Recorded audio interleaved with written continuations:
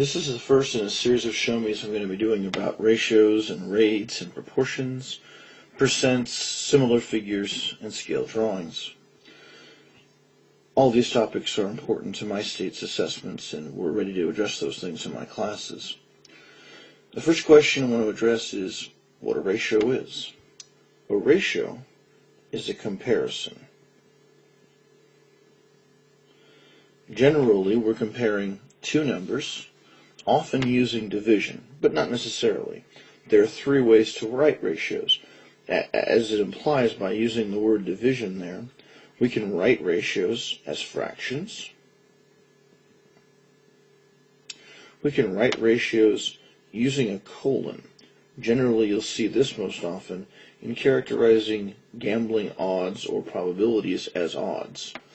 For instance, if a horse is a 5-2 favorite, you might see a board on ESPN before the Kentucky Derby that shows 5:2 as a way to characterize the idea that if you ran the race 7 times, the odds makers are proposing that the horse would lose 5 times but would win twice. In a race with 14 to 20 horses, those are pretty strong odds in favor of the horse, actually, as you would think that the outcome would be more random than that. The third way to write a ratio or to characterize a ratio is using the word to. You'll see this wherever the outcome of a contest involves the accumulation of some sort of advantage over the opponents. In a basketball game, for instance, if one team wins 64-32, you would say they outscored the other team 2-1. The score wasn't 2-1. It wasn't a soccer match. It was a basketball game. But the score of the winning team was twice that of the losing team. Rates are ratios that involve units which cannot be resolved with each other. So in a rate, we're actually doing the ratio again, but this time the two numbers involved are a comparison of quantities that must be measured differently. They can't be measured the same way. 3 units pop into my mind immediately when I think about rates and the experience of secondary students in America. One of the most prominent things we see, and we saw a lot of them, for instance, just this past weekend in the Super Bowl where the Giants defeated the Patriots, we saw a lot of car commercials. And in car commercials, 2 particular rates come up all the time. One of them is miles per hour in trying to characterize the power and speed of the car. And the other one is miles per gallon, where we try to characterize the car's fuel efficiency. Both rates are comparisons of quantities that can't be converted into each other. There's no way to convert a mile into an hour. There's no way to convert a mile into a gallon. The two quantities are measuring fundamentally different things. And we're trying to characterize the car's better attributes by relating those to the customer. Miles per hour, investing what American consumers think is very, very important about cars, which is their overall level of power, the ability to get up to a certain speed quickly. That's important to American customers for any number of reasons. Miles per gallon, of course, should be important to every customer. We should be trying to use fuel efficiently, especially when fuel costs as much as it does right now. So ratios and rates are comparisons. Rates are particularly important in characterizing information about physical quantities, and you'll see rates all over the place in your chemistry and physics classes in the future as you try to characterize the way different scientific quantities, different observed quantities are changing together. So what will you have to do with ratios? One of the things you'll have to do with ratios is reduce them to lowest terms. Ratios are like fractions in that regard. Now, it's very popular to write them that way in your math textbooks. Consider, for instance, this ratio, 42-27. If your work produced this ratio, it would be inappropriate to give it as an answer because it's not in lowest terms. Both the numerator and the denominator are multiples of 3. 42 is 3 times 14. 27 is 3 times 9. So the appropriate ratio to use for this relationship is not 42-27, but 14-9. You should divide the 3's out of the picture and give the least numbers you can. One important pitfall to watch out for is that it's not appropriate to express a ratio as a mixed number. A good example of this happening is the idea of slope. When we write slopes, we either write them as decimals or as fractions. It's not considered appropriate to write them as mixed numbers, although I'm sure some people do. The reason it's not appropriate to do it is that it's a ratio. If you wrote a decimal, what you're saying is that decimal is being compared to 1 as a denominator that isn't visible. As you write as a fraction, the comparison is obvious. What will we use that comparison for? Remember what slope tells you, especially when you go to graph a line. It tells you the vertical change to stay on the line compared to the horizontal change. As we call it in America, because we love alliteration so much, rise over run, vertical change over horizontal change. Slope is fundamentally a ratio and should not be expressed, at least in this particular teacher's opinion, as a mixed number.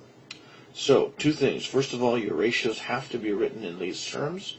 And second of all, it's inappropriate to express a ratio as a mixed number.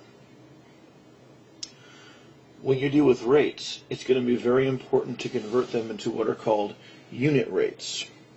A unit rate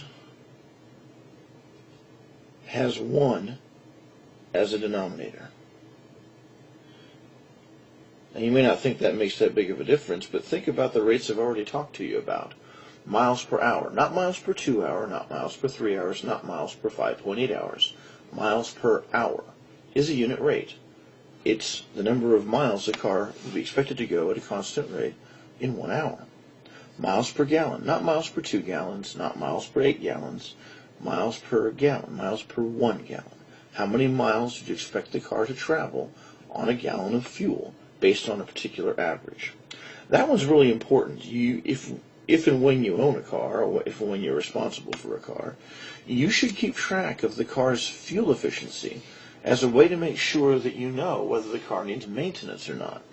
If you purchase or obtain or gain use of the car at a moment when the car's typical fuel efficiency is 25 miles per gallon, and then a few months later you notice that it's dropped to 18 miles per gallon, it's time to take the car in for a look from a mechanic. The car shouldn't drop that much in fuel efficiency over that period of time. Ideally, it wouldn't drop at all. So if you keep track of that, you know. Now, how do you keep track of that? Well, you record the car's mileage when you fill the car up with gas, and you record how much gas you put in each time you put gas in. You also always fill the car up every time that you put gas in at all. In that way, you're maximizing your fuel efficiency because cars always run more efficiently when the tank is fuller. And second of all, it gives you a good basis for making a calculation. Let's say that you know from keeping your data that the car traveled 400 miles on 16 gallons of gas. That gives you a ratio, a rate for 400 miles per 16 gallons. Now, it's not a unit rate. The unit rate is what you will always convert these ratios into so that you have a good basis for making comparisons and assessing the car's need for maintenance. So if we reduce this, we divide both numbers by 16. 400 divided by 16 is 25. And 16 divided by 16 is 1. And in case you're wondering, I didn't choose 16 just because I know it's a factor of both numbers. I chose 16 because I wanted to turn this bottom number into a 1. I wanted a unit rate.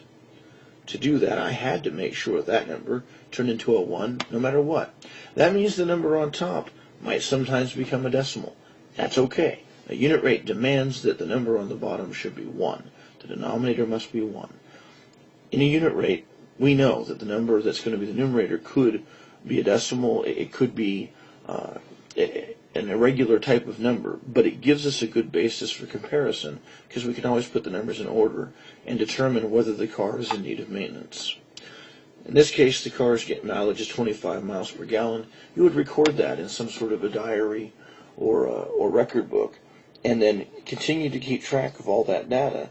And like I said, any time that the fuel efficiency changes for the worse, it's time to take the car in and make sure that it's being maintained properly.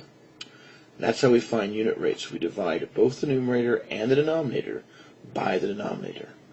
Notice, too, the units didn't change. These are incompatible units. Can't change miles into gallons. Now, what would that matter? Consider this possibility. Let's say someone gave you a ratio of 3,000 yards to 900 feet. Well, that seems like a rate. It's got units top and bottom, but in fact they're compatible units. I can convert yards into feet by multiplying by 3. 3,000 yards is 9,000 feet. If I take that and compare it to 900 feet, I haven't got a rate. I've got a ratio. You can cancel feet, and you should cancel feet, just as though the feet represent a number or a quantity. They do. Each foot is a particular quantity of distance. Then 9,000 over 900, both those numbers are multiples of 900, so divide both by 900. You end up with 10 to 1. So in reality, the rate you thought you were getting at the beginning was actually a ratio, because the units are compatible. Whenever that happens, you haven't got a rate, you've got a ratio. The last application addressed in this particular ShowMe is converting rates. This is a particularly important skill when you get into physics and chemistry classes, where rates are very important ways of characterizing reactions or physical situations, particularly motion. In this particular example, imagine a pipe that delivers a particular fluid, liquid, or solution at a rate of 6 gallons per minute to a container. Let's say that for whatever reason, you wanted to convert 6 gallons per minute to another number, expressing the number of ounces per second that are being transmitted through this pipe. Well, this can be done. What you have to consider is that 6 gallons per minute, the 6 goes on top, and then the number 1, which is the denominator of 6, even though you don't see it, goes on the bottom with 1 minute. Our mission now is to convert each unit as needed. Well, the way we do this is we multiply by what are called unit conversion factors. And unit conversion factors are based on our knowledge of the relationship between the units. Consider minutes and seconds. We know there are 60 seconds in 1 minute. We want to multiply our original rate by a rate that will make minutes disappear from the problem, because minutes don't appear in the rate that we want. At the same time, we want to replace minutes with seconds. There's a way to do that thanks to the fact that minutes and seconds are so closely related to each other. The relationship is that 1 minute is equal to 60 seconds. Notice that I made sure that the 1 minute appears in the numerator and the 60 seconds appear in the denominator. As I told you before, units are quantities, and as such they can be canceled out of these problems just like numbers. If I multiply this original rate, 6 gallons per 1 minute, by 1 minute per 60 seconds, note I'm not really changing anything. 1 minute and 60 seconds represent exactly the same quantity of time. So even though this looks like 1/60th, it is actually simply another version of 1. We haven't really changed anything.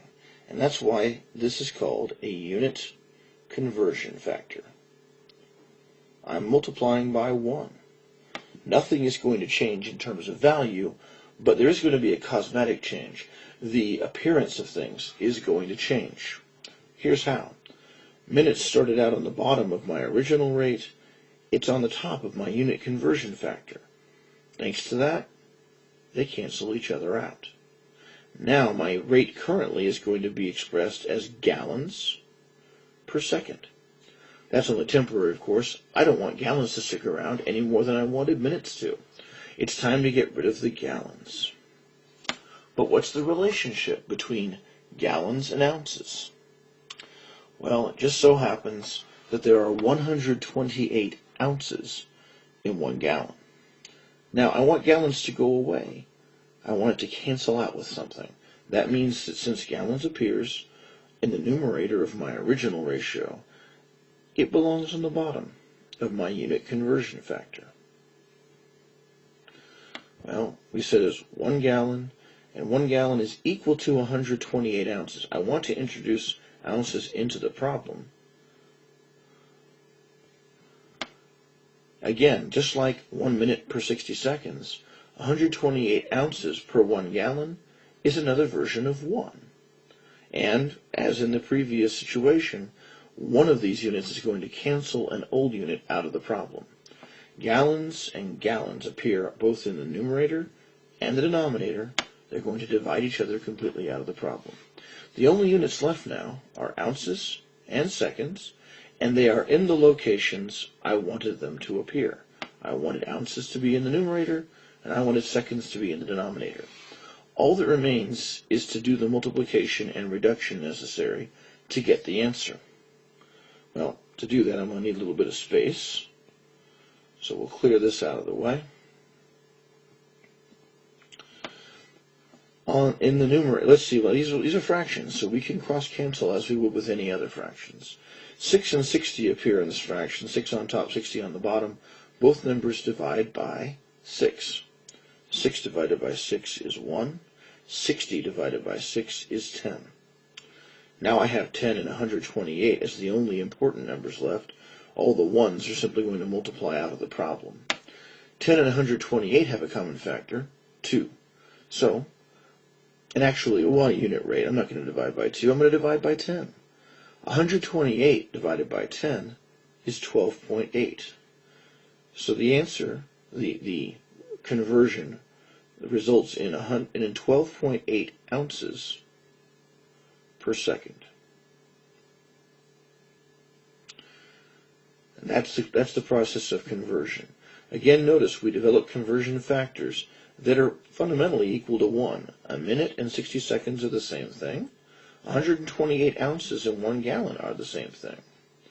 The other thing to warn you is that you need to have either a good reference or a good memory for the relationships among these units. You're going to see things like this a lot. One thing you'll learn quickly from numbers like 128 ounces per gallon is that the metric system is not such an enemy as many people treat it. It actually makes things a lot easier to use because of the multiples of 10 and the frequently recurring prefixes that represent them. In any case, you need to have a good reference or a good memory for units in order to do conversion successfully. Well, that's the beginning, certainly not the end, of our work with ratios and rates.